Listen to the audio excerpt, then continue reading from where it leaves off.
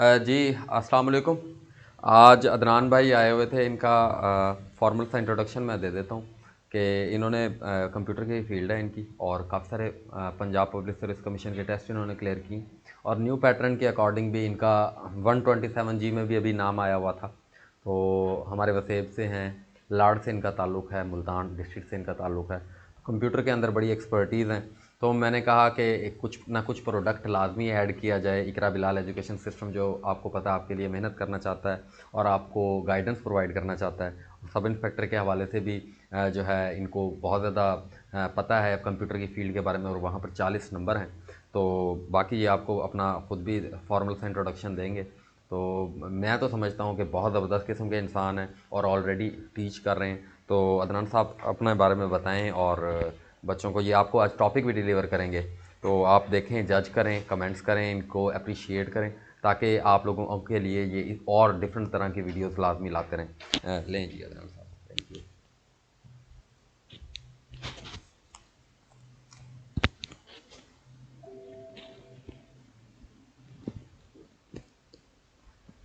जी, अस्सलाम वालेकुम। मेरा नाम अदनान, जैसे कि सर ने आपको बताया है, तो मैं कोशिश करूँगा कि जो ख़ास तौर पर सब इंस्पेक्टर के जो स्टूडेंट हैं, उन तक कंप्यूटर का डाटा मैं आसानी के साथ, और जो कि रेलिवेंट डाटा है। कंप्यूटर एक वसी फील्ड है, तो इसके अंदर बहुत सारी चीज़ें शामिल हैं। चूँकि मैं बहुत सारे टेस्ट मैंने इसके अंदर दिए हैं, मैं 50 प्लस टेस्ट अटैम्प्ट कर चुका हूँ, और इसके अलावा बहुत सारे ऐसे टेस्ट जिनमें स्पेसिफिक कंप्यूटर से रेलिवेंट डाटा आता है, वो भी मैंने टेस्ट पास किए हैं। मेरी कोशिश होगी कि जो प्रिसाइज रहते हुए एक लिमिटेड डाटा आप तक पहुंचाया जाए, क्योंकि डाटा अगर हम देखें तो मार्केट में बहुत ज़्यादा डाटा जो है हमारे पास अवेलेबल है, बहुत सारी चीज़ें अवेलेबल हैं। अगर हम उसके पीछे भागेंगे तो उसे कवर करना मुश्किल हो जाएगा।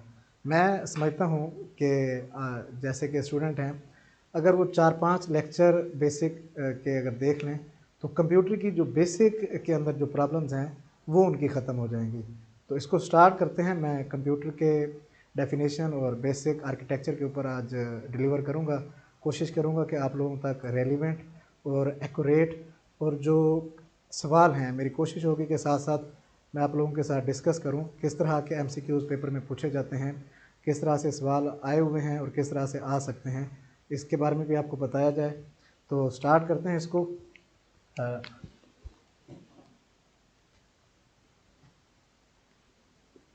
सबसे पहली जो चीज़ है वो तो कंप्यूटर से रिलेटेड है।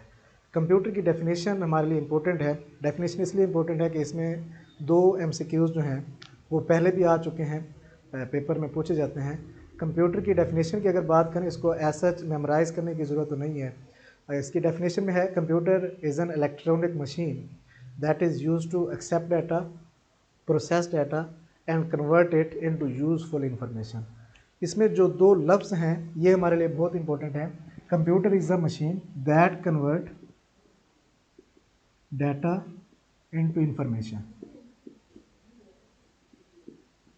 डाटा को इंफॉर्मेशन के अंदर कन्वर्ट करती है।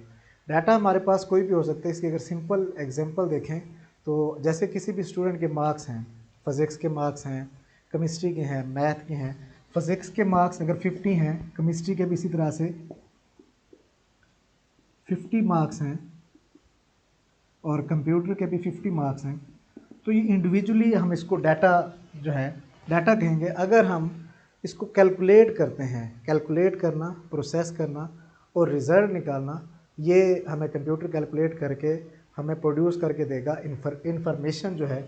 इसके अगर एवरेज मार्क्स की बात करें और टोटल की बात करें, टोटल मार्क्स जो है ये हम कंप्यूटर से ले सकते हैं कैलकुलेट करके 150। तो ये हमारे टोटल मार्क्स बनेंगे। इसी तरह से एवरेज मार्क्स जो है वो हमारे पास 50 है। तो इसमें दो जो एमसीक्यूज़ हैं बेसिक डेफिनेशन के अंदर, दो एमसीक्यूज़ आते हैं। एक एमसीक्यूज़ तो ये आता है कि कंप्यूटर से जो आप आउटपुट लेते हैं उसे क्या कहते हैं। कंप्यूटर से जो आउटपुट लेते हैं उसे इंफॉर्मेशन कहते हैं। और एक output that we get from computer, एक तो बेसिक सवाल आता है, output that we get from computer is called information. इसके अलावा आता है the process form of data, क्योंकि कंप्यूटर मशीन है, डाटा को प्रोसेस करती है, तो प्रोसेस फॉर्म ऑफ डाटा जो है वो भी इंफॉर्मेशन ही कहलाती है। प्रोसेस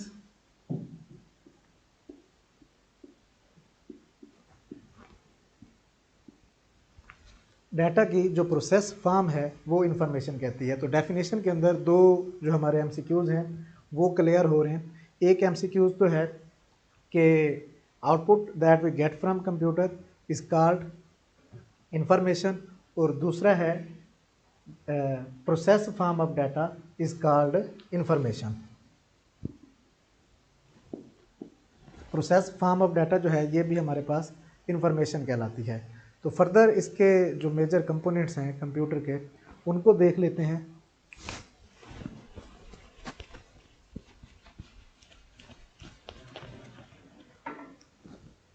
कंप्यूटर की अगर हम बात करें तो इसके दो मेजर कंपोनेंट हैं। उसमें हमारे पास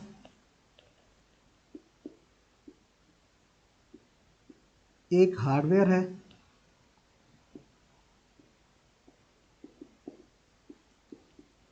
और एक सॉफ्टवेयर है। एक हार्डवेयर कंपोनेंट है और दूसरा जो कंपोनेंट है वो हमारे पास सॉफ्टवेयर है। इसको देख लेते हैं हार्डवेयर क्या होता है और सॉफ्टवेयर क्या होता है। इसमें से बहुत सारे सवाल पेपर में पूछे जा चुके हैं।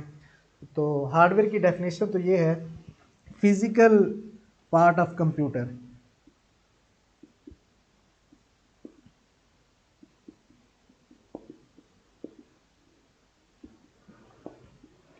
फिजिकल पार्ट ऑफ कंप्यूटर जो है that we can see and touch. Physical part वो हिस्सा जिसे आप देख सकते हो और छू सकते हो वो हार्डवेयर कहलाता है। और जो सॉफ्टवेयर होते हैं इसकी डेफिनेशन तो वही होगी जिसे हम देख ना सकते हो, छू ना सकते हो। इससे रिलेटेड एक सवाल जो है पेपर में आता है, set of instruction that given to computer is called. Set of instruction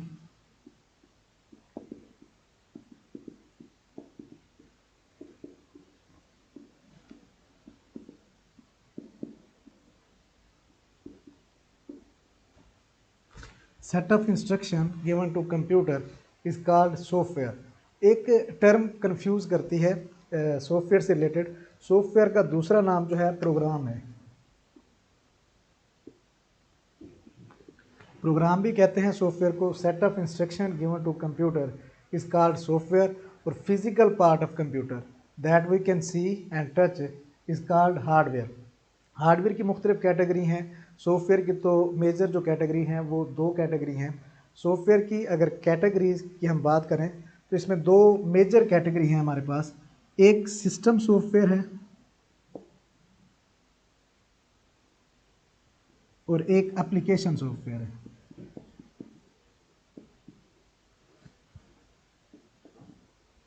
और अगर हम हार्डवेयर की बात करें तो हार्डवेयर के अंदर हमारे पास बहुत सारे जो डिवाइसेस हैं कंप्यूटर की वो सारी की सारी हार्डवेयर के अंदर आती हैं। तो हार्डवेयर की जो डिवाइसेस हैं उसमें हमारे पास जो है इनपुट डिवाइसेस हैं,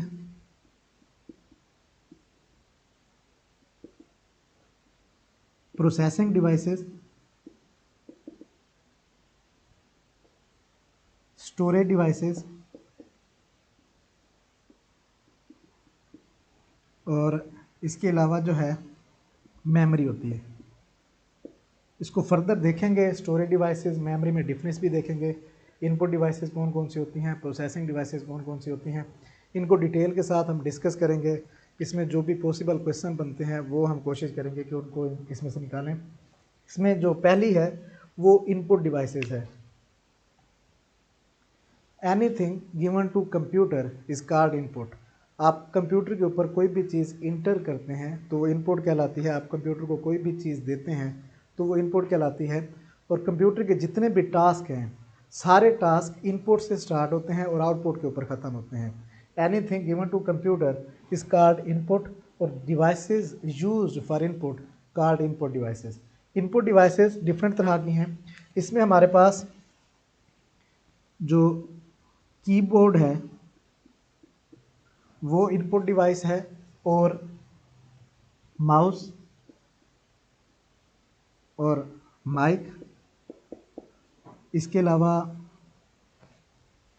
स्कैनर, इनको हम डिटेल के साथ देखेंगे भी। इनमें से जो सवाल बनते हैं, एक तो ये बनता है विच of the following is input device, उसमें ये पता होता है हमें माइक एक इनपुट डिवाइस है, कीबोर्ड एक इनपुट डिवाइस है, डाटा इंटर करने के लिए इस्तेमाल कर रहे होते हैं, माउस एक इनपुट डिवाइस है, डाटा इंटर करने के लिए इस्तेमाल कर रहे होते हैं। जो हार्ड पेपर होता है, पेपर को सॉफ्ट फॉर्म में कन्वर्ट करने के लिए भी हम इनपुट डिवाइस इस्तेमाल करते हैं, जो कि हमारे पास स्कैनर होता है, ये एक इनपुट डिवाइस है। इसके अलावा अगर हम प्रोसेसिंग डिवाइसेस की बात करें तो प्रोसेसिंग डिवाइस एक ही है हमारे पास, जो कि सीपीयू है। इसको भी डिटेल के साथ देखेंगे, सीपीयू की वर्किंग और इसकी जो डिफरेंट कंपोनेंट्स हैं, इसको आगे जाके हम देखेंगे। इसके अलावा स्टोरेज डिवाइसेस है। आजकल एक जो सवाल है वो बहुत ज़्यादा पूछा जा रहा है, ख़ास तौर पर सब इंस्पेक्टर के जो स्टूडेंट हैं उनके लिए, कि electronic record keeping, electronic record keeping क्या होती है, उससे रिलेटेड एमसीक्यूज़ क्या हो सकते हैं।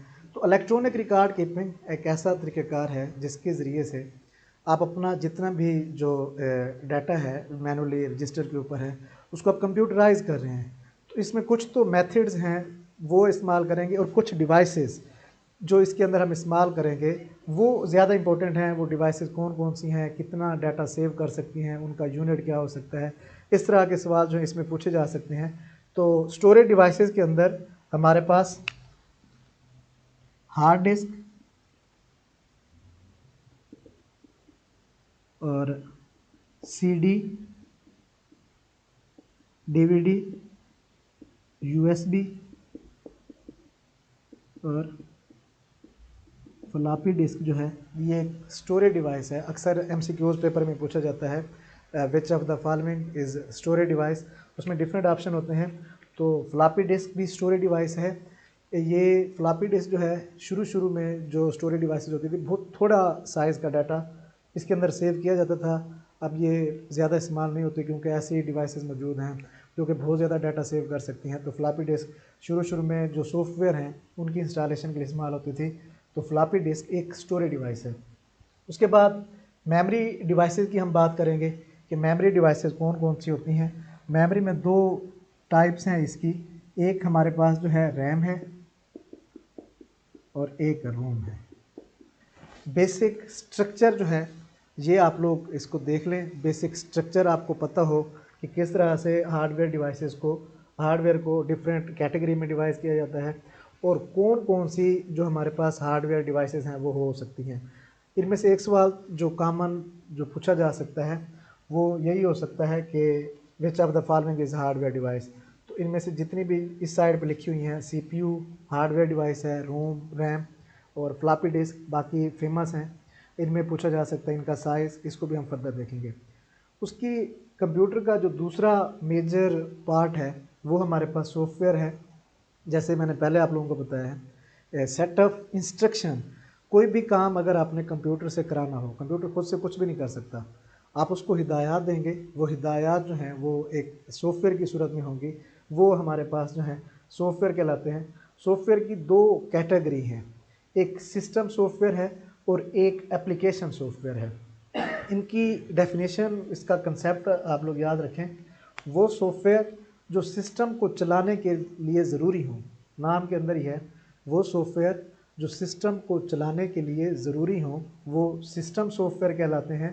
और वो सॉफ्टवेयर जो हम अपनी मर्ज़ी के मुताबिक जब हमें ज़रूरत पड़ती है, हम मुख्तलिफ़ टास्क करने के लिए, मुख्तलिफ़ काम सर अंजाम देने के लिए हमें उनकी ज़रूरत पड़ती है, तो वो एप्लीकेशन सॉफ्टवेयर के अंदर आते हैं। एक सवाल बहुत ज़्यादा पूछा जाता है, विच of the following is system software, which of the following is application software. System software कौन से हो सकते हैं, एप्लीकेशन सॉफ्टवेयर कौन से हो सकते हैं। तो इसकी पहचान याद रखें, वो सॉफ्टवेयर जो सिस्टम को चलाने के लिए ज़रूरी हों, the software that are necessary for the system called system software. The software that we use according to over requirements, जो हम अपनी ज़रूरत के मुताबिक इस्तेमाल करते हैं, वो एप्लीकेशन सॉफ्टवेयर कहलाते हैं। तो इसको याद करना बहुत आसान है। सिस्टम सॉफ्टवेयर जो हैं ये तीन फेमस सॉफ्टवेयर जो हैं वो सिस्टम सॉफ्टवेयर की कैटेगरी में आती हैं। इन तीनों के नाम बहुत इंपॉर्टेंट हैं, इनको याद रखें। इसमें से सवाल पूछा जा सकता है। इसमें एक जो है ऑपरेटिंग सिस्टम है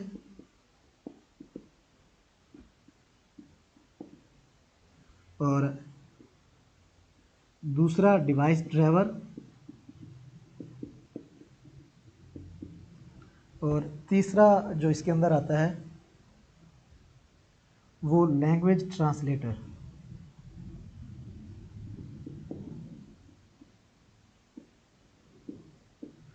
तो इसमें से आप देख सकते हैं, अगर सवाल आ जाए which of the following is system software या which of the following is application software, अगर तो इन तीन में से है, जैसे ऑपरेटिंग सिस्टम है और डिवाइस ड्राइवर्स हैं और लैंग्वेज ट्रांसलेटर हैं, इसको हम डिटेल के साथ भी डिस्कस करेंगे। ऑपरेटिंग सिस्टम को भी करेंगे, डिवाइस ड्राइवर्स को भी करेंगे और लैंग्वेज ट्रांसलेटर को भी करेंगे। इससे रिलेटेड आजकल सवाल जो है एक पूछा जाता है, कंपाइलर से रिलेटेड सवाल पूछा जाता है, डिवाइस ड्राइवर से रिलेटेड सवाल पूछा जाता है। अभी चूँकि बेसिक स्ट्रक्चर है, तो बेसिक स्ट्रक्चर के अंदर इतना काफ़ी है कि हम याद रखें कि जो हमारे पास डिवाइस ड्राइवर है या लैंग्वेज ट्रांसलेटर है या ऑपरेटिंग सिस्टम है, ये सारे के सारे जो हैं ये हमारे पास सिस्टम सॉफ्टवेयर की कैटेगरी में आते हैं। इसके अलावा जितने भी सॉफ्टवेयर हैं वो सारे के सारे एप्लीकेशन सॉफ्टवेयर कहलाते हैं। उसमें एप्लीकेशन सॉफ्टवेयर के अंदर हमारे पास जो है, जैसे MS ऑफिस है, MS ऑफिस एक एप्लीकेशन सॉफ्टवेयर है। और इसी तरह से अगर गेम्स हम यूज़ करते हैं, खेलते हैं, वो भी एप्लीकेशन सॉफ्टवेयर हैं, क्योंकि ऐसा नहीं है कि गेम्स नहीं होंगी हमारा सिस्टम वर्क नहीं करेगा। गेम्स एप्लीकेशन सॉफ्टवेयर होते हैं। मीडिया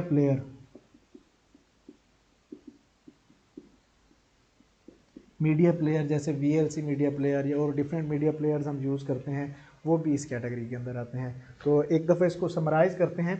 कंप्यूटर के दो मेजर पार्ट्स होते हैं, हार्डवेयर और सॉफ्टवेयर।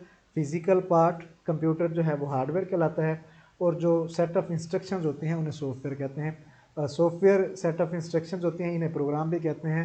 हार्डवेयर की जो कैटेगरी हैं उनको 4 कैटेगरी में डिवाइड करते हैं। इनपुट डिवाइसेस, इनपुट के बाद प्रोसेसिंग, स्टोरेज और मेमोरी डिवाइसेस। इसके अलावा सॉफ्टवेयर की 2 टाइप्स हैं, system software, application software. System software जो है उसके अंदर हमारे पास ऑपरेटिंग सिस्टम है, डिवाइस ड्राइवर है, लैंग्वेज ट्रांसलेटर है, जो जिनके बगैर सिस्टम नहीं चल सकता, वो सिस्टम सॉफ्टवेयर हैं। एप्लीकेशन सॉफ्टवेयर, इसके अलावा जितने भी सॉफ्टवेयर हैं वो सारे एप्लीकेशन सॉफ्टवेयर होते हैं, क्योंकि इनके बगैर सिस्टम वर्क कर सकता है। ऐसा नहीं है कि अगर ये नहीं होंगे तो सिस्टम वर्क नहीं करेगा। तस्वीर बनानी।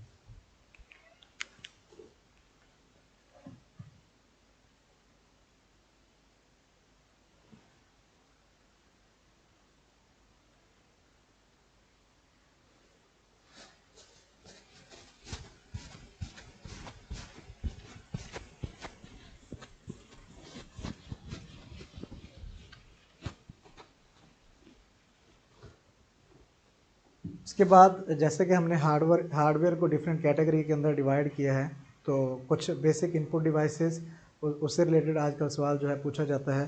तो इनपुट डिवाइसेस को हम देख लेते हैं डिटेल के साथ।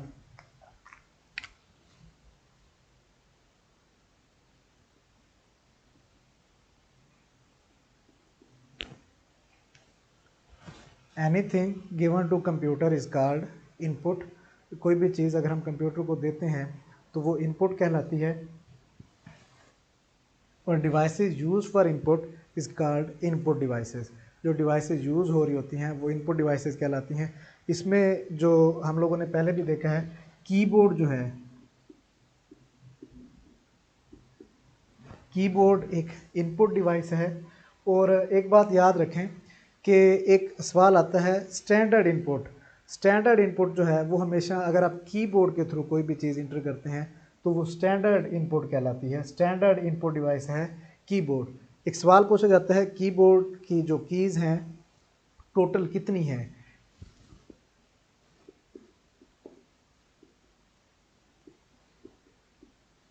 104 जो हैं, 104 कीज़ कीबोर्ड की होती हैं, स्टैंडर्ड कीबोर्ड की। इसके अलावा डिफरेंट कीबोर्ड हैं, 100 कीज़ होती हैं, 112 होती हैं। एक एक्सटेंडेड जो कीबोर्ड होता है उसकी 112 होती हैं, लेकिन जो स्टैंडर्ड कीबोर्ड होते हैं उनकी जो टोटल कीज़ होती हैं 104 होती हैं। सारी कीज़ हमारे लिए इंपॉर्टेंट हैं, इसको भी फर्दर नेक्स्ट लेक्चर में डिस्कस करेंगे। इसमें एस्केप की है, आर्ट कीज़ है और शिफ्ट कीज़ हैं और सेंटर है, उसके अलावा एरो कीज़ हैं, एंड है, पेज एंड है, डिलीट है। इन सारे कीज़ को हम डिस्कस करेंगे। इसके अलावा जो है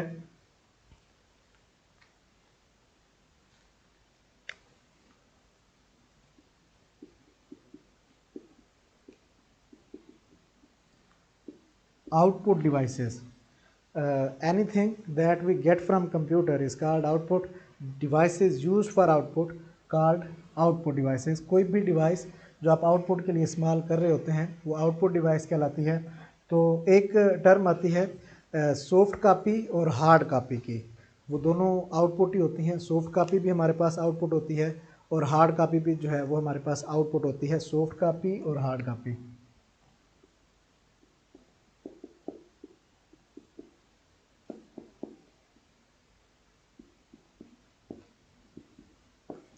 सॉफ्ट कापी आउटपुट तो वो आउटपुट होगी जो हम स्क्रीन के ऊपर देखते हैं, जो हमें स्क्रीन के ऊपर नज़र आती है वो सॉफ्ट कापी आउटपुट कहलाएगी।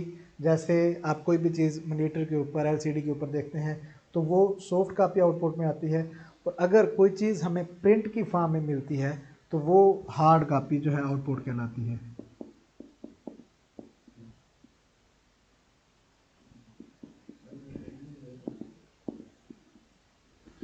प्रिंट फॉर्म में अगर कोई भी चीज़ हमें मिलती है तो वो हार्ड कापी कहलाती है।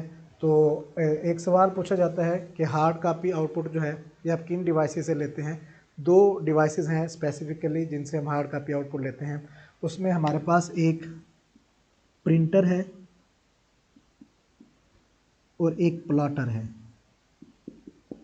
एक बात तो ये याद रखें कि प्लॉटर जो है ये एक आउटपुट डिवाइस है। डिफरेंट चार्ट वगैरह जो होते हैं, जो आप लोग देखते हैं एडवर्टीज़मेंट के लिए, डिफरेंट पर्पज़ के लिए इस्तेमाल हो रहे होते हैं, वो प्लॉटर के थ्रू जो है लिए जाते हैं। और प्रिंटर के थ्रू भी हम डिफरेंट किस्म की आउटपुट जो है हार्ड कापी आउटपुट वो ले रहे होते हैं। तो नेक्स्ट जो हमारे लिए इम्पोर्टेंट टॉपिक है वो प्रिंटर है। प्रिंटर से रिलेटेड एक सवाल पूछा जाता है विच of the following is impact printer, which of the following is non impact printer. तो इम्पैक्ट प्रिंटर और नॉन इम्पैक्ट प्रिंटर को देख लेते हैं कि इम्पैक्ट प्रिंटर कौन से होते हैं और नॉन इम्पैक्ट प्रिंटर कौन से होते हैं।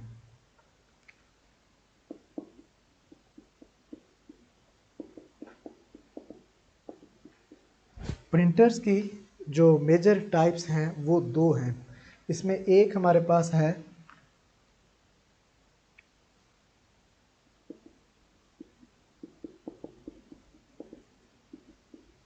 और एक है non impact printer.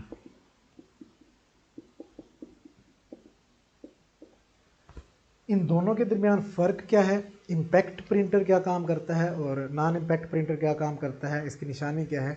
Impact printer वो प्रिंटर होते हैं जिसके जो आप प्रिंट ले रहे होते हैं, जो पेज होता है उसके ऊपर कोई चीज़ स्ट्राइक करती है। अगर आप प्रिंट ले रहे हैं और प्रिंट के लिए पेपर के ऊपर कोई चीज़ स्ट्राइक कर रही है, कोई हैमर है, कोई निब है, पेन है, उससे पेपर की जो क्वालिटी है वो भी मुतासर होती है, तो वो इम्पैक्ट प्रिंटर कहलाते हैं। और अगर नॉन इम्पैक्ट प्रिंटर की बात करें, इस कैटेगरी में वो प्रिंटर आते हैं जिसमें जो प्रिंट है उससे पेज इफ़ेक्टिव नहीं होता, डिफरेंट तरह से हम प्रिंट कर रहे होते हैं। उसमें हम लेज़र लाइट इस्तेमाल कर सकते हैं, थर्मल प्रिंटर होते हैं और इसके अलावा इंक जो है वो हम इस्तेमाल कर सकते हैं। तो MCQs ये बहुत इंपॉर्टेंट है। इम्पैक्ट प्रिंटर कौन से होते हैं और नॉन इम्पैक्ट प्रिंटर कौन से होते हैं, दोबारा सुन लें। इम्पैक्ट प्रिंटर वो प्रिंटर है, अगर आप कोई चीज़ प्रिंट लेते हैं, अगर आप कोई भी प्रिंट लेते हैं और उस पेज के ऊपर कोई चीज़ स्ट्राइक करती है, ये बहुत ज़्यादा शोर करते हैं इस तरह के जो प्रिंटर हैं, और पेज की क्वालिटी जो है वो भी मुतासर हो जाती है। नॉन इम्पैक्ट प्रिंटर वो प्रिंटर होते हैं जिसमें आप जब प्रिंट ले रहे होते हैं तो एक तो उसकी क्वालिटी भी मुतासर नहीं होती और अच्छी क्वालिटी का प्रिंट जो है without any striking on paper ये हमें मिल रहा होता है, तो वो हमारे पास नॉन इम्पैक्ट प्रिंटर है। तो इनकी कैटेगरी याद रखना बहुत इंपॉर्टेंट है। इम्पैक्ट के अंदर कौन कौन से प्रिंटर आते हैं और नॉन इम्पैक्ट के अंदर कौन कौन से प्रिंटर आते हैं। इम्पैक्ट के अंदर जो है एक जो प्रिंटर आता है वो है dot matrix printer. Dot matrix printer एक इम्पैक्ट प्रिंटर होता है। इसमें निब जो है वो यूज़ हो रही होती है, पेज के ऊपर इस तरह से स्ट्राइक कर रही होती है प्रिंट करने के लिए। और इसके अंदर एक लाइन प्रिंटर है जिसमें एक वक्त के अंदर एक लाइन लिखी जाती है। डिफरेंट इसमें एक निब होती है, इसमें एक से ज़्यादा निब होती हैं जो कि प्रिंट करने के लिए यूज़ हो रही होती हैं। ऐसे ही होते हैं जैसे टाइप राइटर हमारे पास होता था। टाइप राइटर के अंदर एक बाकायदा निब मौजूद होती है जो कि लिखने के लिए इस्तेमाल हो रही है। लाइन प्रिंटर एक वक्त में एक लाइन जो है वो प्रिंट करते हैं। और इसके अलावा जो तीसरी कैटेगरी है इसके अंदर वो डेजी व्हील प्रिंटर है। डेजी व्हील प्रिंटर जो है इस तरह के प्रिंटर होते हैं, डिफरेंट जो लेटर्स हैं वो मौजूद होते हैं इस एक व्हील की फॉर्म में। ये व्हील जो है ये रोटेट करता है। व्हील जैसे ही रोटेट करेगा तो जो भी मतलूबा करैक्टर होगा वो प्रिंट होगा। तो ये डेजी व्हील प्रिंटर होता है। ये जितने भी प्रिंटर्स हैं लो क्वालिटी के रिज़ल्ट जो हैं ये हमें प्रोवाइड कर रहे होते हैं। इसमें पेपर की क्वालिटी भी मुतासर होती है और जो हमें प्रिंट मिल रहा होता है, जो हमारा फाइनल प्रिंट होता है वो भी ऐसा जितना बेहतर नहीं होता, उसकी क्वालिटी भी मुतासर हो रही होती है और ज़्यादा क्लैरिटी भी इसके अंदर नहीं होती। अगर बात करें नॉन इम्पैक्ट प्रिंटर की तो ऐसे प्रिंटर होते हैं जिसमें क्वालिटी बहुत ज़्यादा मुतासर नहीं होती और ज़्यादा अच्छी पेपर की क्वालिटी मुतासर नहीं होती, लेकिन ज़्यादा बेहतर और ज़्यादा अच्छी क्वालिटी का प्रिंट और ज़्यादा स्पीड के साथ जो है हम इनके ज़रिए से ले सकते हैं। ये भी अगर इनकी कैटेगरी की भी बात करें, इनकी भी 3 कैटेगरी हैं। इसमें हमारे पास एक जो है लेज़र प्रिंटर है और एक थर्मल प्रिंटर है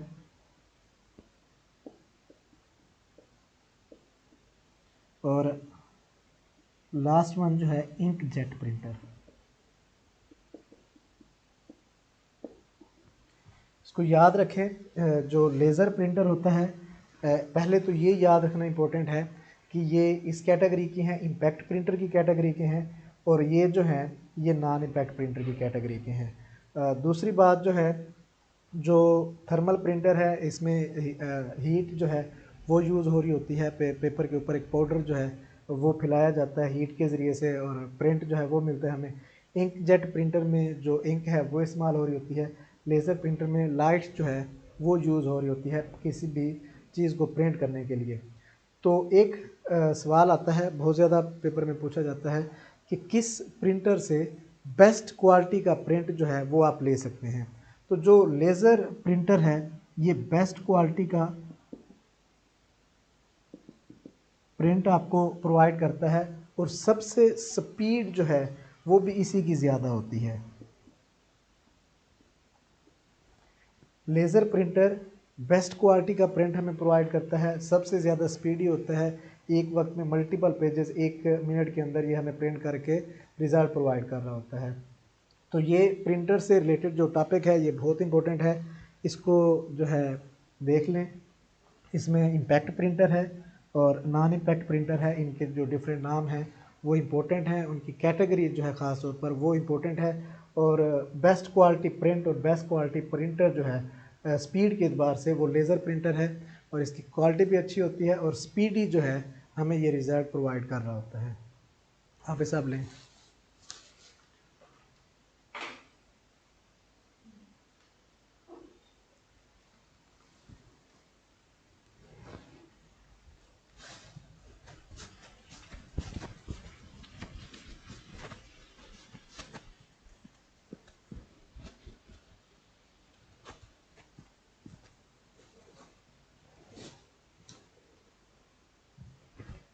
नेक्स्ट जो छोटा सा टॉपिक हम लोगों ने डिस्कस करना है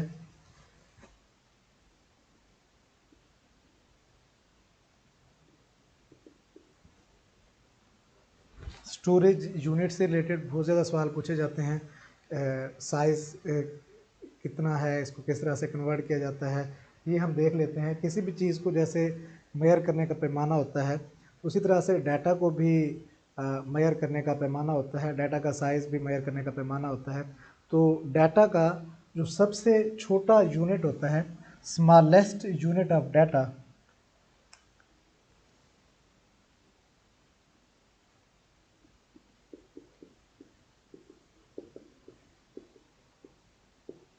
वो बिट होता है। डाटा का सबसे छोटा यूनिट बिट होता है। दो सवाल इसमें से बनते हैं। Smallest unit of data is called bit, और दूसरा बिट स्टैंड फॉर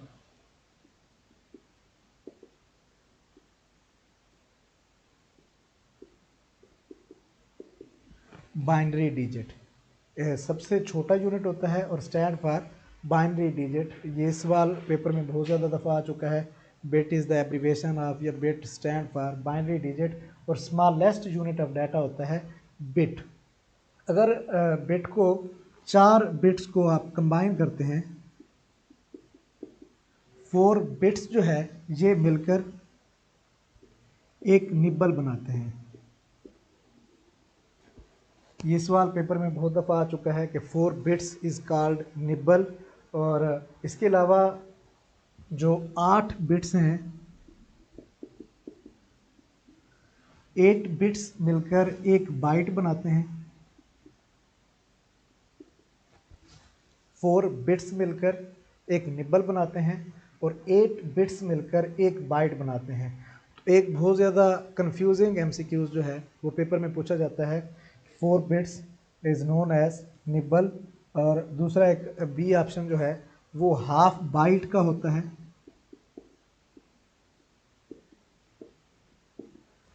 4 बिट्स को हाफ बाइट भी कह सकते हैं, क्योंकि 8 बिट जो हैं वो एक बाइट के बराबर होते हैं। और इसके अलावा एक वर्ड जो है वो भी 4 बिट्स के बराबर होता है। तो मोस्टली इसमें जो आंसर होता है ऑल ऑफ दीज होता है, उसमें 4 बिट्स निब्बल, और इसी तरह से जो हाफ बाइट है वो भी 4 बिट्स के बराबर होता है, और एक लफ्ज़ जो है वो भी 4 बिट्स के बराबर होता है।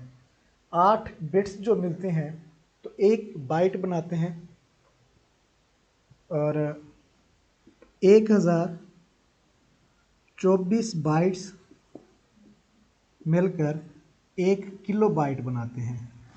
1024 बाइट मिलकर एक किलो बाइट बनाते हैं, और 1024 किलो बाइट मिलकर एक मेगा बाइट बनाते हैं। 1024 किलो बाइट एक MB 1 MB के बराबर होता है। तो MCQs पेपर में पूछा जा सकता है 1 MB is equal to 1024 kilo byte. 1024 megabyte मिलकर एक GB जो है बनाते हैं। 1024 megabyte equal to 1 GB। 1024 GB मिलकर एक टेराबाइट बनाते हैं। 1024 GB मिलकर एक टेराबाइट बनाते हैं।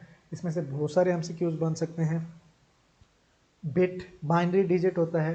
4 बिट्स जो हैं एक निब्बल के बराबर होता है, हाफ बाइट के बराबर भी होता है, एक वर्ड के बराबर भी होता है, और 8 बिट्स जो हैं एक बाइट के बराबर होती हैं। 1024 बाइट एक किलो बाइट, 1024 किलो बाइट एक MB, 1024 मेगाबाइट जो है एक गैगाबाइट, और 1024 गैगाबाइट एक टेराबाइट के बराबर होता है। अगर इसकी कन्वर्जन आ जाती है तो जैसे अगर पूछ लिया जाए तो 1 MB जो है वो कितने बाइट के बराबर होगा, इसको 1024 से मल्टीप्लाई कर दें। इस तरह से आप इसको कन्वर्ट कर सकते हैं। अगर आपको बेसिक का आइडिया मौजूद है, बेसिक डाटा यूनिट का आइडिया अगर आपके पास मौजूद है, तो आसानी के साथ जो है आप इसको कन्वर्ट कर सकते हैं।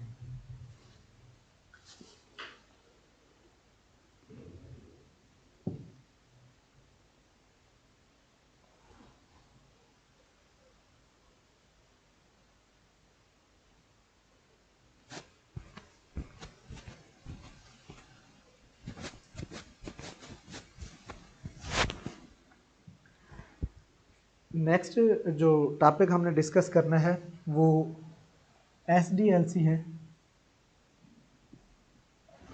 SDLC रिलेटेड 2-3 दफ़ा सवाल पेपर में पूछा जा चुका है। SDLC क्या होता है, मोस्टली जो सवाल आता है, पहला जो फर्स्ट फेज़ होता है SDLC का, क्या होता है? SDLC basically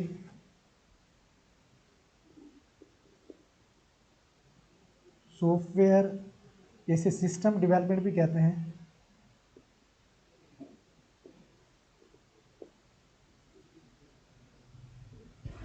system development life cycle या सॉफ्टवेयर डेवलपमेंट लाइफ साइकिल जो है वो SDLC कहलाता है। डिफरेंट इसके जो डिफरेंट बुक्स हैं, इसके डिफरेंट पार्ट्स बताते हैं। SDLC का पहला फेज़ कोई कुछ बताता है, कोई कुछ बताता है। तो इसको अगर देखा जाए तो एक स्टैंडर्ड जो है इसका, टोटल 7 फेजेस जो हैं SDLC के होते हैं। उसमें जो पहला फेज़ होता है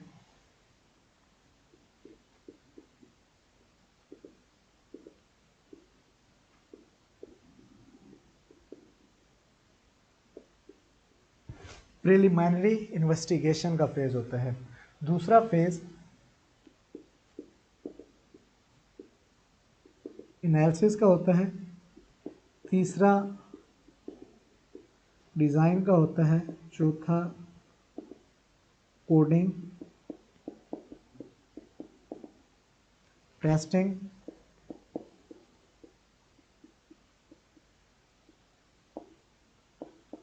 इम्प्लीमेंटेशन और मेंटेनेंस। कुछ जगहों पे अगर इन्वेस्टिगेशन का ऑप्शन नहीं है तो वहाँ पे ये प्लानिंग फेज़ भी होता है, प्लानिंग फेज़ भी कहते हैं। SDLC होता क्या है बेसिकली?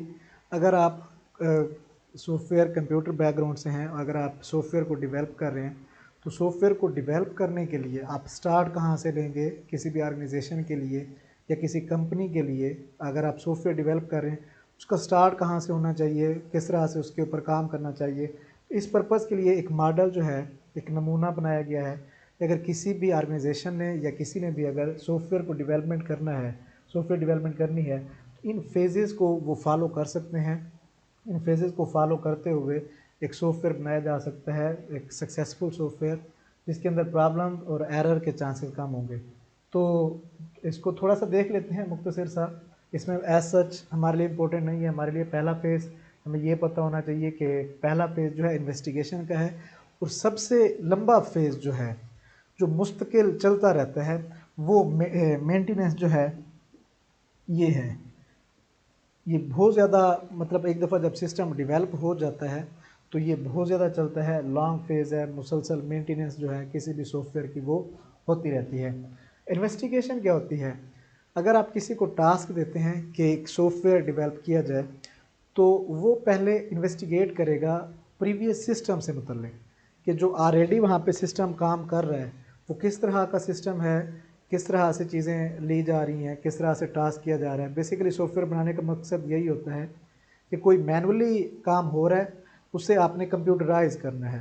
तो अगर आप उस मैनुअली काम को जज कर लेते हैं, जैसे मोस्टली रजिस्टर के ऊपर काम हो रहा होता है, तो अगर आप वहाँ से आइडिया ले लेते हैं तो सॉफ्टवेयर डेवलप करना आसान होगा। तो इसमें हम इन्वेस्टिगेशन जो है वो करते हैं। इसमें बेसिकली सॉफ्टवेयर का पर्पस, किस पर्पस के लिए बनाया जा रहा है, ऑर्गेनाइजेशन क्या है, उसकी वर्थ क्या है, क्या ऑर्गेनाइजेशन अफोर्ड कर पाएगी या नहीं कर पाएगी। उसके बाद एनालिसिस जो है, उसी सिस्टम का एनालिसिस किया जाता है। जो ऑलरेडी वर्किंग सिस्टम होता है उसके अंदर देखा जाता है कि कहाँ पे इम्प्रूवमेंट हमें करनी है, कहाँ पे बेहतरी करनी है। अगर आप उसको देख लें, आपके पास डाटा जो है वो बहुत ज़्यादा इकट्ठा हो जाता है इन्वेस्टिगेशन फेज से और एनालिसिस से। अगर आपके पास डाटा मौजूद है तो उस डाटा को जो है आप कन्वर्ट कर सकते हैं, एक डिज़ाइन जो है उसका वो आप तैयार कर सकते हैं। एक सॉफ्टवेयर का डिज़ाइन, आप एक रफली सा डिज़ाइन बनाएंगे कि किस तरह से आपका सॉफ्टवेयर बनाया जाएगा। उसमें फ़िज़िकल और लॉजिकल डिज़ाइन होते हैं, हमारे लिए इम्पोर्टेंट नहीं है। जो इम्पोर्टेंट फेज़ होता है कोडिंग कहलाता है सॉफ्टवेयर के अंदर। अगर आप सॉफ्टवेयर को डेवलप कर रहे हैं तो जो मेजर टास्क होता है बेसिकली कोडिंग, और कोडिंग जो है प्रोग्रामर कर रहा होता है। आसान सा एक MCQs जो है वो पूछा जाता है कि software is develop by the programmer, जो है वो बेसिकली कोडिंग करते हैं। जितने भी सॉफ्टवेयर बनाए जाते हैं किसी लैंग्वेज के ज़रिए से बनाए जाते हैं उन्हें लिखते हैं कोडिंग। उसके बाद टेस्टिंग जो है ये की जाती है, चेक किया जाता है कि जो सिस्टम बनाया है क्या वो सही काम कर रहा है या नहीं कर रहा। दो तरह की टेस्टिंग होती है, एक यूनिट टेस्टिंग होती है और एक सिस्टम टेस्टिंग होती है। यूनिट टेस्टिंग में आप डिफरेंट जो यूनिट होते हैं किसी भी सिस्टम के, स्मॉलर यूनिट जो हैं उनको आप टेस्ट करते हैं फर्दर, और इस सिस्टम टेस्टिंग के अंदर आप कंप्लीट सिस्टम को जो है वो टेस्ट कर रहे होते हैं। जब आप डिज़ाइन बना लिया, कोडिंग टेस्टिंग करने के बाद अगर तो एरर फ्री है, उसमें कोई एरर मौजूद नहीं है, तो लास्ट फेज़ जो है वो इसकी सेकंड लास्ट इम्प्लीमेंटेशन है। जो ऑलरेडी एग्जिस्टिंग सिस्टम होता है उसे रिप्लेस किया जाता है, और रिप्लेस करने के बाद उसकी जगह पे जो नया सिस्टम बनाया गया है उसे इम्प्लीमेंट कर लिया जाता है। बिल्कुल लास्ट फेज़ मेंटेनेंस है, उसमें ये लॉन्ग टर्म के लिए होती है, जब तक सॉफ्टवेयर वर्क कर रहा होता है।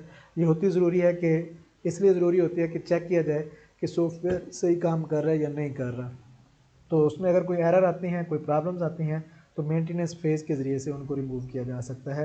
ये SDLC इससे रिलेटेड, अगर आप बहुत ज़्यादा इसमें नहीं पढ़ना चाहते तो कम से कम आपको पता हो, पहला फेज़ प्लानिंग हो सकता है, इन्वेस्टिगेशन हो सकता है, और प्रोग्रामर कोडिंग करता है। और टेस्टिंग दो टाइप्स की होती है, यूनिट टेस्टिंग और सिस्टम टेस्टिंग। और मेंटेनेंस जो है ये सबसे बड़ा फेज़ जो है। ये 3-4 पॉइंट जो हैं इसमें हमारे लिए इम्पोर्टेंट हैं। अगर इसमें से सवाल है तो आप उसको आसानी के साथ अटैम्प्ट कर सकते हैं।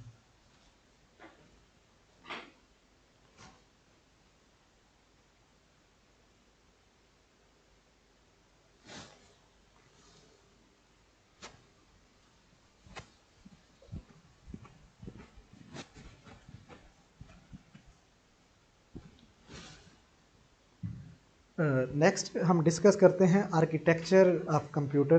कंप्यूटर का जो एक आर्किटेक्चर होता है उसमें से बहुत ज़्यादा सवाल पूछे जाते हैं। इस बेसिक आर्किटेक्चर को समझना ज़रूरी है। इसमें कौन कौन सी चीज़ें आती हैं वो हम देख लेते हैं।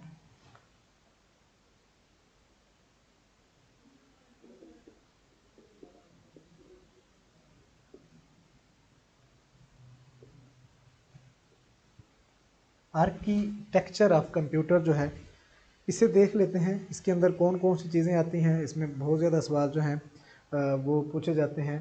कंप्यूटर आर्किटेक्चर मतलब उसकी बनावट कैसे है, किस तरह से काम करता है, कौन कौन सी चीज़ें इसके अंदर मौजूद होती हैं। इस आर्किटेक्चर के अंदर हमारे पास एक बेसिक डायग्राम बना लेते हैं।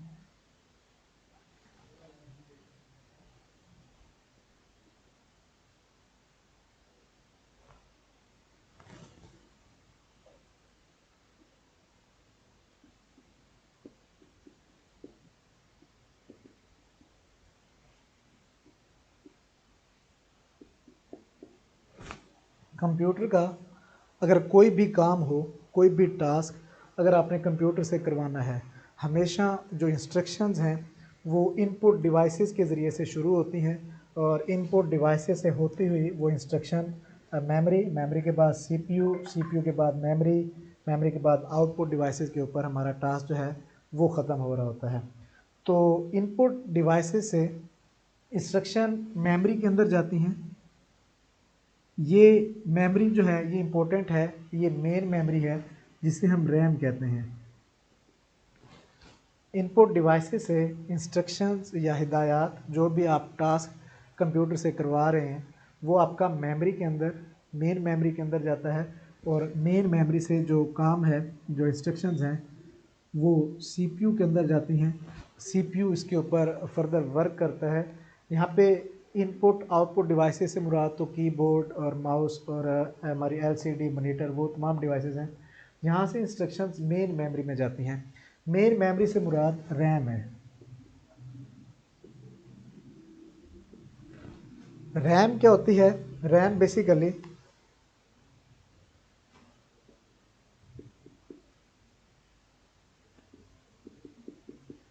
स्टैंड फॉर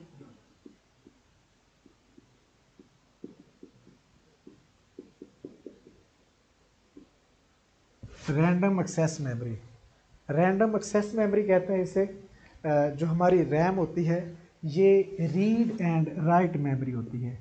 रीड,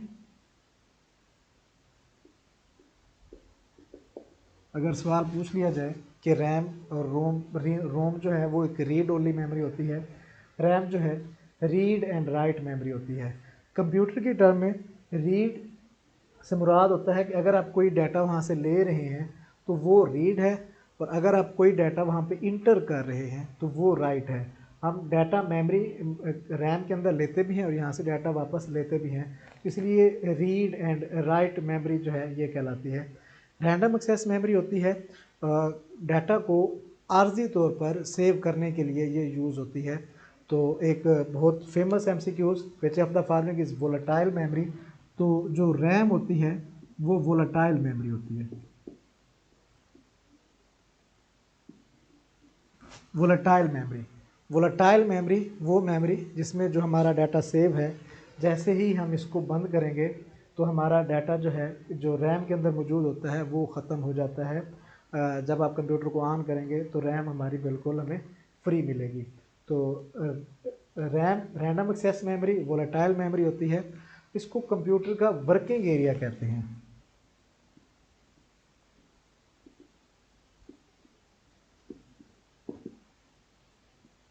कंप्यूटर का वर्किंग एरिया इसे कहते हैं क्योंकि तमाम जो इंस्ट्रक्शंस जो सीपीयू होता है उसकी तमाम इंस्ट्रक्शंस वो मेमोरी से ले रहा होता है और मेमोरी को ही वापस कर रहा होता है। मेन मेमोरी रैम से ले रहा होता है और रैम को ही वापस कर रहा होता है। रैम की जो टाइप्स हैं वो दो टाइप्स होती हैं।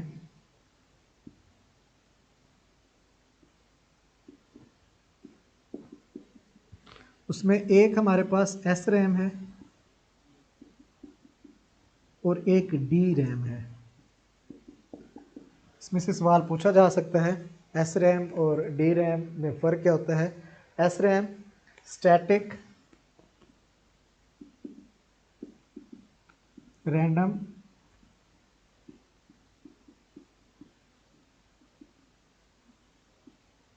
एक्सेस मेमोरी और D RAM dynamic random access memory. अगर हम बात करें इनमें सबसे ज़्यादा जो यूज़ होती है वो डी रैम होती है, और अगर हम बात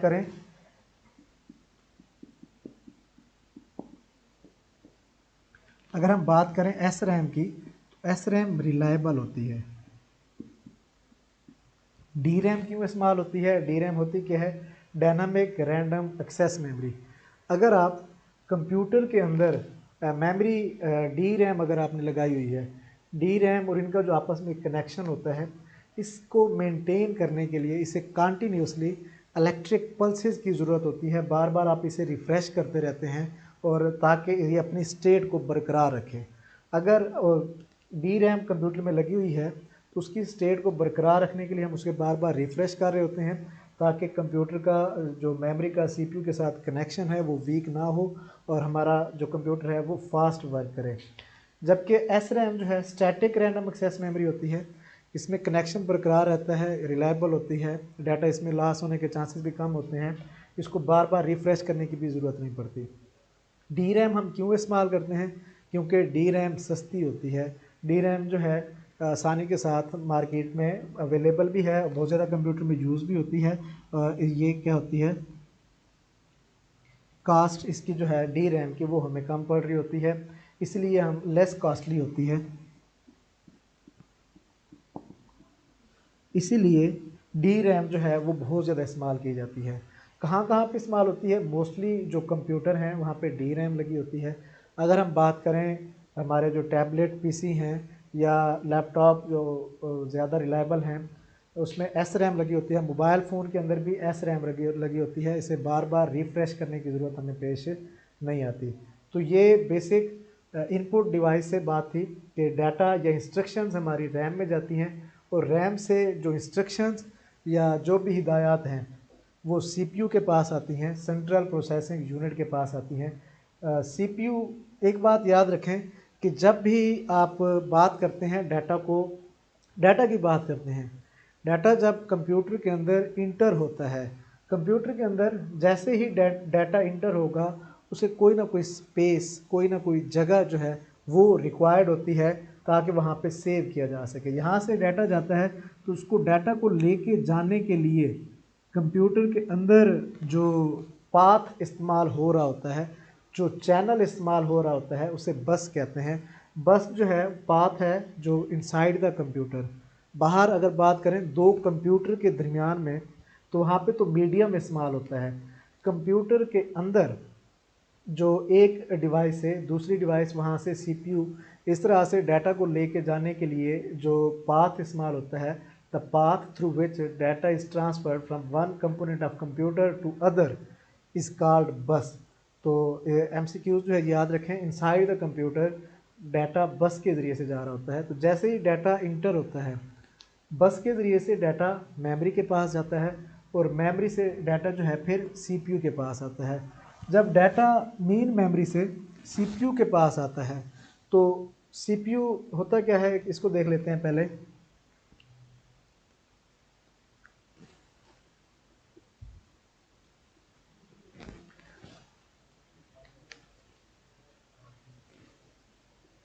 सेंट्रल प्रोसेसिंग यूनिट होता है। सेंट्रल प्रोसेसिंग यूनिट जो हमने देखी थी, एक हार्डवेयर डिवाइस देखी थी, सीपीयू एक हार्डवेयर डिवाइस है जो कि सेंट्रल प्रोसेसिंग यूनिट जो है ये कहलाता है। इसके अगर कंपोनेंट्स की बात करें तो सीपीयू के अंदर दो मेजर कंपोनेंट्स जो हैं मौजूद होते हैं। उसमें एक हमारे पास कंट्रोल यूनिट होता है और एक अरिथमेटिक एंड लॉजिकल यूनिट होता है। कंट्रोल यूनिट और अरिथमेटिक एंड लॉजिकल यूनिट तमाम इंस्ट्रक्शंस को कंट्रोल करना, कि यहाँ से इंस्ट्रक्शंस को यहाँ पे लेके आना, यहाँ पे लेके आना, ये रिस्पॉन्सिबिलिटी होती है कंट्रोल यूनिट की। और डिफरेंट कैलकुलेशंस परफॉर्म करना वो रिस्पॉन्सिबिलिटी होती है। इसके दो पार्ट्स होते हैं, कंट्रोल यूनिट और अरिथमेटिक लॉजिक यूनिट। अगर पूछा जाए कि कौन सा पार्ट है सीपीयू का तमाम तर प्रोसेसिंग को कंट्रोल करता है, तो वो कंट्रोल यूनिट है। और जो परफॉर्मेंस है, जो डिफरेंट कैलकुलेशंस हैं, वो परफॉर्म करता है ALU. ALU arithmetic and logical unit है। Arithmetic and logical unit, arithmetic mathematical operations जो हैं वो अरिथमेटिक यूनिट परफॉर्म कर रहा होता है, मैथमेटिकल ऑपरेशंस।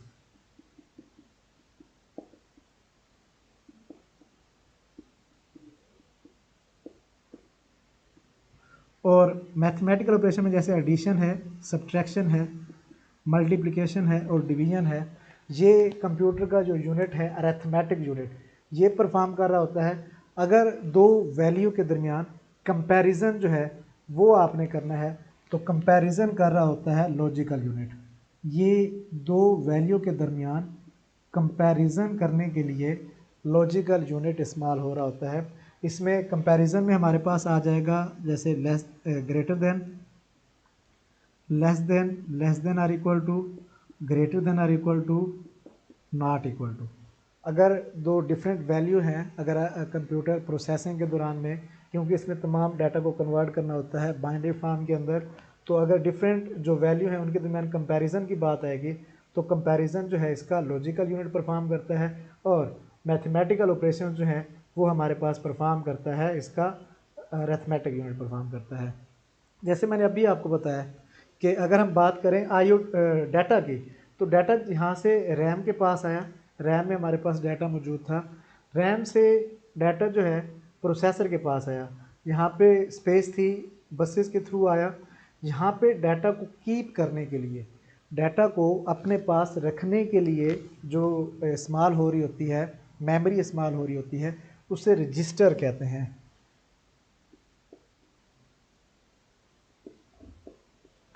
एक सवाल बहुत ज़्यादा पेपर में आता है, the memory inside the CPU, the memory inside the CPU वो रजिस्टर होती है।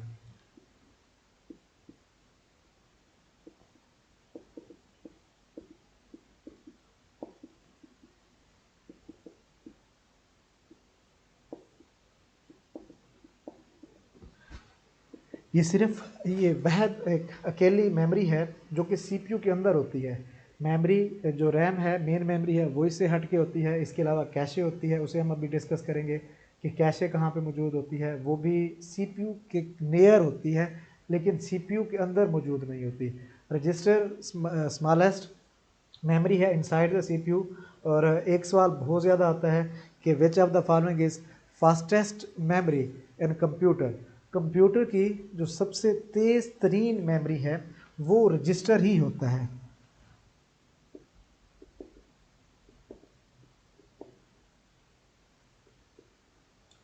फास्टेस्ट मेमोरी जो कंप्यूटर की होती है वो रजिस्टर होती है, अगर तो रजिस्टर का ऑप्शन गिवन है। अगर रजिस्टर का ऑप्शन गिवन नहीं है तो उसमें फिर जो कैशे है वो कंप्यूटर की फास्टेस्ट मेमोरी होती है। कैशे पहले नंबर पे नहीं होती, दूसरे नंबर पे होती है। रजिस्टर की डिफरेंट टाइप्स हैं, तो उन टाइप्स को डिस्कस करने की ज़रूरत नहीं है क्योंकि इसमें से सवाल नहीं आ सकता। लेकिन एक जो टाइप है रजिस्टर की, उसमें से सवाल एक दफ़ा आ चुका है, वो हमारे पास है प्रोग्राम काउंटर की।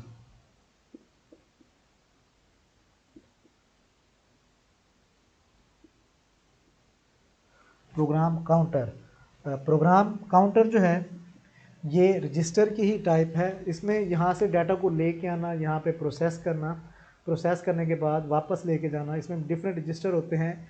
एक रजिस्टर का काम होता है इंस्ट्रक्शंस को अपने पास रखना, इंस्ट्रक्शन रजिस्टर। एड्रेस रजिस्टर होती है जो कि इंस्ट्रक्शन एग्जीक्यूट हो रही होती है, उसका एड्रेस अपने पास रखता है। ये पेपर में नहीं पूछा जा सकता, लेकिन प्रोग्राम काउंटर बहुत फेमस है। ये वो रजिस्टर होता है जो नेक्स्ट इंस्ट्रक्शंस होती है उसका एड्रेस अपने पास सेव रखता है। Program counter save the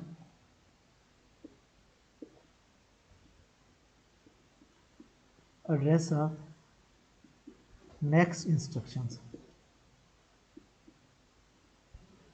next instructions का जो एड्रेस है वो प्रोग्राम काउंटर के अंदर सेव होता है।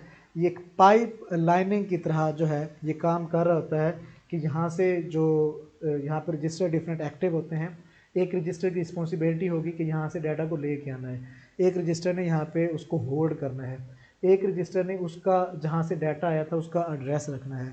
इसी तरह से एक रजिस्टर होता है जो कि अगली इंस्ट्रक्शन का जो एड्रेस है वो अपने पास सेव कर रहा होता है कि जो नेक्स्ट इंस्ट्रक्शन होगी जो कि बाद में एग्जीक्यूट होगी, जो इंस्ट्रक्शन एग्जीक्यूट हो रही है उसके बाद, तो ये प्रोग्राम काउंटर जो है उस नेक्स्ट इंस्ट्रक्शन का एड्रेस जो है ये रखता है। जब शुरू में कंप्यूटर बनाया गया था तो कंप्यूटर को स्पीड करने के लिए बहुत ज़्यादा एक्सपेरिमेंट जो है इसके साथ किए गए हैं। जैसे शुरू शुरू में जो मेमोरी थी, मेमोरी का कंसेप्ट मौजूद नहीं था। शुरू शुरू में हमारे पास सिर्फ सीपीयू होता था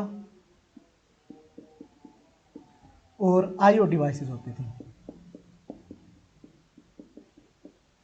सीपीयू और आईओ डिवाइसेस होती थी, तो उसमें क्या होता था कि जो इनपुट आउटपुट डिवाइस है, इनपुट इंस्ट्रक्शन सीपीयू के पास आती थी, सीपीयू से एग्जीक्यूट करता था, कैलकुलेशन परफॉर्म करता था और रिज़ल्ट प्रोवाइड करता था।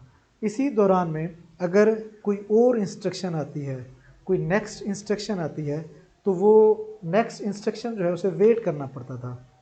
उस नेक्स्ट इंस्ट्रक्शन के वेट के लिए जो सीपीयू है वो इंस्ट्रक्शन आउटपुट डिवाइस को देता, फिर नेक्स्ट इंस्ट्रक्शन को एक्सेप्ट करता था। ये कंसेप्ट 1945 से पहले तक जो है ये यूज़ होता रहा है। 1945 के बाद जो है मेमोरी का कंसेप्ट इंट्रोड्यूस करवाया गया। वोन न्यूमैन जो है आर्किटेक्चर इसे कहते हैं।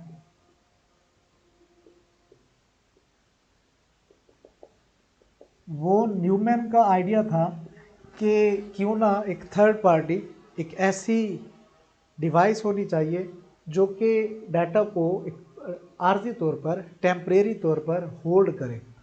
तो रैम इस पर्पज़ के लिए बनाई गई। तो रैम जो है इस डाटा को होल्ड करती है और होल्ड करने के बाद जो डाटा है वहाँ से इसके सीपीयू के पास आता है। इस तरह से जो नेक्स्ट इंस्ट्रक्शन है उसको वेट नहीं करना पड़ता।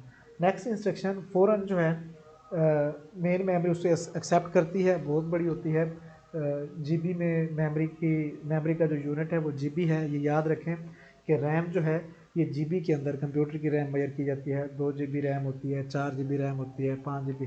तो ये एक एमसीक्यूज आ सकता है कि रैम जो है ये जीबी के अंदर गीगा बाइट जो अभी हमने पढ़ा था डाटा के डिफरेंट यूनिट, उसके अंदर इसे मेजर किया जाता है। तो ये सारा कुछ बताने का मकसद ये था कि ये जो बनाई गई मेन मेमोरी बनाई गई, इसका फ़ायदा ये हुआ कि नेक्स्ट इंस्ट्रक्शन बार बार जो है जो भी हिदायत दी जा रही हैं वो उसे एक्सेप्ट करता है। प्रोसेसर यहाँ से उन हिदायत को यहाँ से लेता है और वापस इसको प्रोवाइड करता है, सीपीयू को प्रोवाइड करता है। अब इसको मज़ीद स्पीड अप करने के लिए, इसे मज़ीद फास्ट करने के लिए जो एक आइडिया है वो इंट्रोड्यूस करवाया गया, क्योंकि बहुत सारे लोग होते हैं कंप्यूटर के ऊपर रेगुलरली एक ही टास्क कर रहे होते हैं, मुसलसल बार बार एक कमांड एक ही टास्क परफॉर्म कर रहे होते हैं। तो वो टास्क या कमांड जो है मेमोरी से लेके आना, मेमोरी से लेके यहाँ पे आना, मेमोरी का साइज़ बड़ा था, उसमें भी थोड़ा सा टाइम जो है वो वेस्ट होता था। तो इस पर्पज़ के लिए इंट्रोड्यूस करवाई गई एक और जो मेमोरी की टाइप है वो इंट्रोड्यूस करवाई गई, जो कि बिल्कुल सीपीयू के साथ इनके दरमियान में यहाँ पे प्लेस होती है, जिसे हम कैशे कहते हैं। Cache memory, cache memory is the smallest memory near the CPU. Cache memory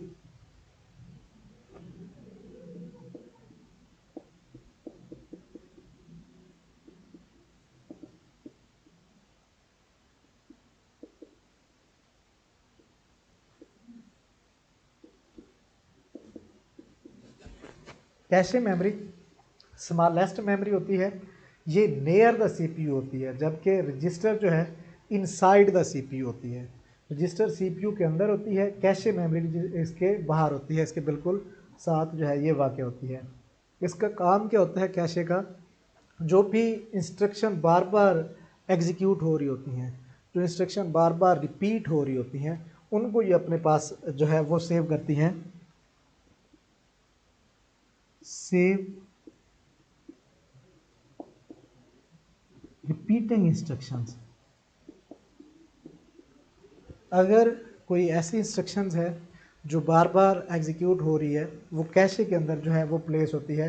अगर फ़र्ज़ किया हमारे पास 3 टास्क हैं ए, बी और सी, तो फर्स्ट टाइम तो जो रजिस्टर है उसे जो सीपीयू है वो मेमोरी से लेगा। कोई भी टास्क है, ए है, बी है या सी है, यहाँ से लेके आने के बाद वो टास्क इसके पास जाएगा और यहाँ से फिर कैशे के पास और फिर मेमोरी के पास।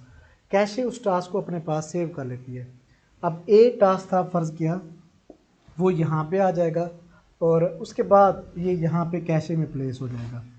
अगर सीपीयू ने ये टास्क दोबारा एग्जीक्यूट करवाना है ए टास्क, तो पहले उस टास्क को देखा जाता है कि क्या ये कैशे में तो मौजूद नहीं है। अगर वो कैशे में मौजूद है तो उसे कैशे से ले लिया जाता है, अगर ना मौजूद हो तो उसे रैम से लिया जाता है। इसकी एग्जांपल, एक सिंपल एग्जांपल ऐसे है कि अगर आप एक लाइब्रेरी के अंदर जाते हैं, तो लाइब्रेरियंस के पास बहुत सारी बुक्स जो हैं वो मौजूद होती हैं, आप उससे जाके कोई बुक जो है पीपीएससी की डिमांड करते हैं कि फ़लाँ बुक चाहिए, वो उन तमाम जो उसके पास शेल्फ़ हैं उनमें उन्हें तलाश करेगा और तलाश करने के बाद आपको वो बुक जो है वो प्रोवाइड कर देगा। अगले दिन आप फिर गए, आपने सेम बुक की डिमांड की, तो वो फिर तलाश करेगा, तो वो आपको वहाँ से उठा के दे देगा। अगर आप बार बार सेम बुक की डिमांड करते हैं तो वो क्या काम करेगा, उस बुक को टेबल के ऊपर ही रख लेगा कि अगर ये नेक्स्ट टाइम इसने मांगी तो वहाँ से उठा के वो आपको प्रोवाइड कर देगा। उसको तमाम जो शेल्फ़ हैं उनमें से सर्च करने की ज़रूरत नहीं है। तो कैश, क्योंकि वो टास्क बार बार हो रहा था और सेम टास्क हो रहा था, तो इसलिए उसे जो है बचने के लिए कि टाइम वेस्ट ना हो, वो अपनी टेबल के ऊपर रख लेता है। कैशे भी यही काम करती है कि जो टास्क बार बार एग्जीक्यूट हो रहा होता है उस टास्क को कैशे के अंदर रखा जाता है, ताकि अगर नेक्स्ट टाइम उस टास्क की बारी है तो वो यहाँ से जो है वो ले लिया जाए। इसके बारे में यही है कि इसका जो साइज़ है वो इतना मेमोरी से कम होना चाहिए, रैम से कम होता है कैशे का साइज़। आप देख लें कि कैशे टेबल है और रैम जो है वो पूरी आपकी लाइब्रेरियन की जितनी भी अलमारी हैं वो सारी रैम है, मेमोरी है, मेन मेमोरी, टेबल कैशे है। तो अगर आप टेबल के ऊपर, कैशे के ऊपर बहुत ज़्यादा बुक्स रख देते हैं टेबल के ऊपर, तो उनको भी सर्च करना जो आप लैब उसमें से सर्च कर रहे थे वो भी ज़्यादा मुश्किल हो जाएगा। बाज़ औक़ात हमारी कैशे के ऊपर अगर ओवरलोड हो जाता है, बर्डन बढ़ जाता है, तो हमें कैशे एम्प्टी करनी पड़ती है, रिमूव करनी पड़ती है। वो यही है कि अगर आप देखें, अगर आप लाइब्रेरियन और ये टेबल वाली एग्जांपल लें, अगर टेबल के ऊपर बुक्स हैं और आप बहुत ज़्यादा बुक्स रख देते हैं उसी टेबल के ऊपर, तो जो सर्चिंग आपको वहाँ आसान हो रही थी, अब मेमोरी के अंदर उस टेबल के अंदर आपको एक डिफ़िकल्टी जो है वो पेश आएगी। तो कैशे के बारे में मेरे ख्याल में क्लियर हो गया होगा। Cache is the smallest memory near the CPU, और कैशे जो है रजिस्टर से कम फास्ट होती है। रजिस्टर सबसे ज़्यादा फास्ट होते हैं और कैशे जो है उसके बाद होती है। इसके अलावा इसमें जो टास्क सेव हो रहे होते हैं वो रिपीटिंग इंस्ट्रक्शन जो है वो सेव हो रहे होते हैं। इसका जो साइज़ होता है वो मेमोरी से, मेन मेमोरी से कम होना चाहिए।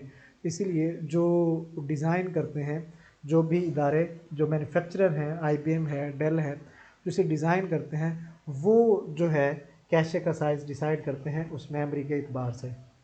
तो इसमें ये चीज़ें हैं, इसको समराइज़ करते हैं। क्या देखा हमने इसके अंदर हमने एक बेसिक आर्किटेक्चर देखा है। उस आर्किटेक्चर के अंदर देखा है कि आईओ डिवाइसेस होती हैं, मेन मेमोरी और रजिस्टर। मेन मेमोरी और सीपीयू को जो है हमने कवर किया है।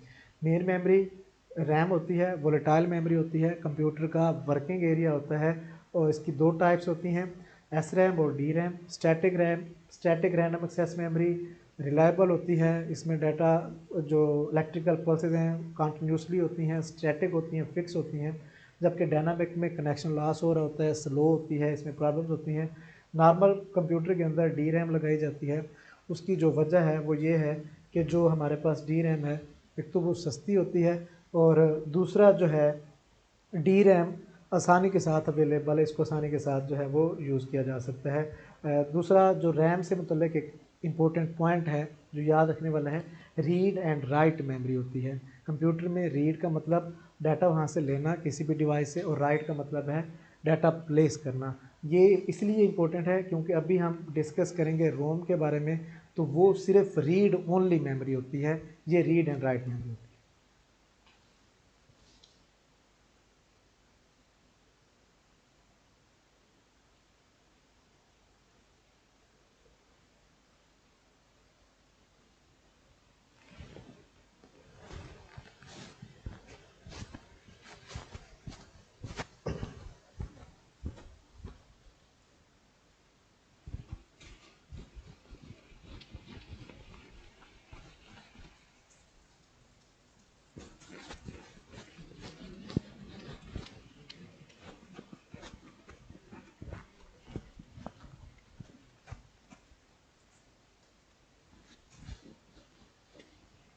लास्ट में एक छोटा सा टॉपिक जो है वो डिस्कस कर लेते हैं। इसमें से सवाल जो हैं अक्सर पूछे जाते हैं। रोम रोम जो है रीड ओनली मेमोरी होती है।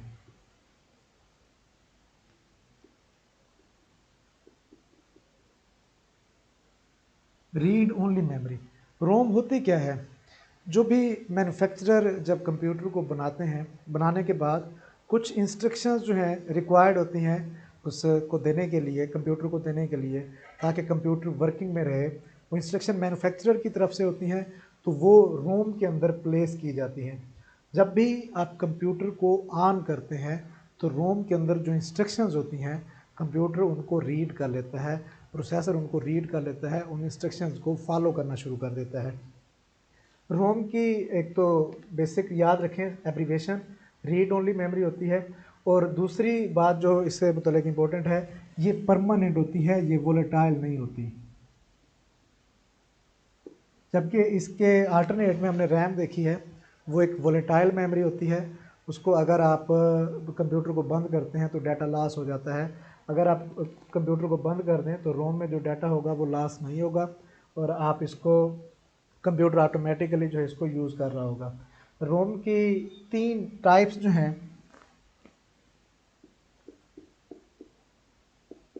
एक पी रोम है और एक ईपी रोम है और एक डबल ए पी रोम है।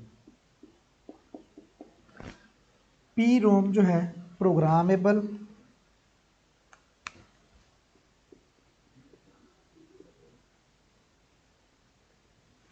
रीड ओनली मेमोरी, और EP ROM erasable programmable read only memory, और डबल ईपी रोम जो है electronically erasable programmable read only memory होती है। P ROM programmable read only memory, EP ROM erasable programmable read only memory, और double EP ROM जो है electronically erasable programmable read only memory होती है। Programmable read only memory जब इसको manufacture किया जाता है, एक दफ़ा बनाया जाता है, इसके ऊपर जो इंस्ट्रक्शंस हैं वो सिर्फ एक दफ़ा प्लेस की जा सकती हैं। Use only one time. जो पी रोम है इसमें जितनी भी इंस्ट्रक्शंस या हिदायत होती हैं मैन्युफैक्चरर यूज़ कर रहे होते हैं, एक दफ़ा प्लेस की जाती हैं। अगर उसमें एरर आता है या कोई ये ऐसी है जैसे डिस्पोजेबल चीज़ें होती हैं, एक दफ़ा वन टाइम के लिए आप उसे यूज़ करते हैं, अगर उसमें कोई एरर है कोई प्रॉब्लम है तो उसे फेंक दिया जाता है। तो इसमें भी इसको दोबारा यूज़ नहीं किया जा सकता। उसके बाद ईपी रोम है erasable programmable read only memory है। इसमें जो इंस्ट्रक्शंस होती हैं उन्हें इरेज किया जा सकता है, लेकिन स्पेशल किस्म की डिवाइसेस इसके लिए यूज़ होती हैं।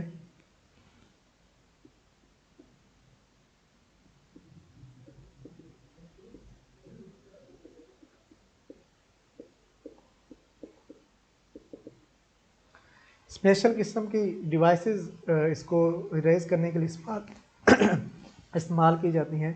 Erasable programmable read only memory, तो इसको आप दूसरी दफ़ा यूज़ कर सकते हैं, मैन्युफैक्चरर इसको दोबारा इस्तेमाल करते हैं। जो लास्ट है और सबसे इम्पोर्टेंट, इससे रिलेटेड सवाल लास्ट टाइम पेपर में आ चुका है। ये वहद ओनली रोम की टाइप है जो कि electronically erasable programmable read only memory है। सिंपल इलेक्ट्रिक करंट के ज़रिए से आप इसमें कोई भी जो डाटा है वो आप इरेज कर सकते हैं। तो ये आज का हमारा टॉपिक था। इस पे जो नेक्स्ट हम देखेंगे फर्दर डिफरेंट जो ऑपरेटिंग सिस्टम के बारे में है। एक नेटवर्किंग के ऊपर एक लेक्चर है, एक ऑपरेटिंग सिस्टम, और ऑपरेटिंग सिस्टम के अंदर फंक्शन बूटिंग क्या होती है, नेटवर्किंग से रिलेटेड राउटर गेटवे, और इसके अलावा ब्रिजेस, इनके ऊपर सवाल पूछे जाते हैं। इलेक्ट्रॉनिक रिकॉर्ड कीपिंग के ऊपर भी डीवीडी सीडी ये कितना डाटा सेव करती हैं, सिंगल लेयर डबल लेयर, इससे मतलब जो है नेक्स्ट हम डिस्कस करेंगे। Thank you.